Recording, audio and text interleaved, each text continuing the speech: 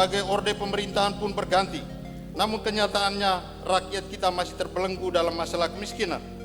Padahal daerah kita tidak kurang sumber daya alamnya, dan rakyat Sika pun dikenal sebagai masyarakat pekerja keras. Problem kemiskinan ini menjadi masalah serius dan mendorong rakyat kita harus berjuang keluar dari tanah kelahirannya untuk mencari rezeki di tanah rantau. Namun di sisi lain mereka tidak punya pendidikan dan keterampilan yang cukup. Data menunjukkan bahwa sampai tahun 2025, jumlah penduduk Kabupaten Sika mencapai 348.521 jiwa. Namun sebanyak 70,28% atau 244.926 jiwa belum atau tidak tamat SLTP.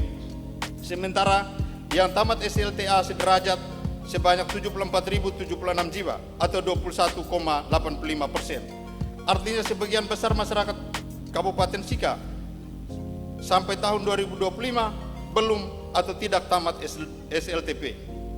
Jika harus pergi merantau dengan minimnya bakal pendidikan dan kurangnya keterampilan, sangat mungkin mereka akan mudah terjebak dalam sindikat perdagangan orang.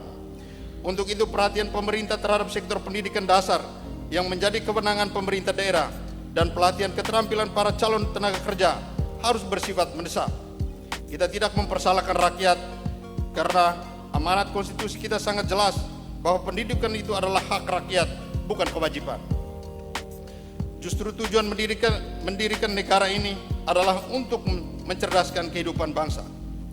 Untuk mencegah dan mengatasi hal ini dengan fungsi legislasi, DPRD telah berinisiatif menyusun, membahas, dan menetapkan peraturan daerah nomor 7 tahun 2016 tentang pencegahan dan penanganan korban perdagangan orang. Pemerintah diharapkan serius menerapkan regulasi ini. Bukan tidak mungkin daerah kita selain menjadi sumber tenaga kerja, tetapi juga menjadi daerah tujuan para pencari kerja. Kabupaten Sika, bumi nyiur melambai, ini memiliki banyak potensi sumber daya yang dapat dikelola secara baik agar kehidupan rakyat lebih baik dari hari ke hari. Data statistik menunjukkan bahwa pertumbuhan ekonomi kita semakin hari semakin tinggi. Hingga tahun 2025 telah mencapai 4,80%, sementara rata-rata nasional 5,11%. Dalam triwulan kedua tahun 2025, kontribusi pertumbuhan ekonomi tertinggi di Sika bersumber dari sektor primer sebesar 6,16%, sedangkan sektor tersier 4,67% dan sekunder mengalami kontraksi sebesar 1,64%. Perlu disadari bahwa sebagian besar rakyat Kabupaten Sika mengelola sektor primer ini dengan jumlah petani dan peternak terbanyak.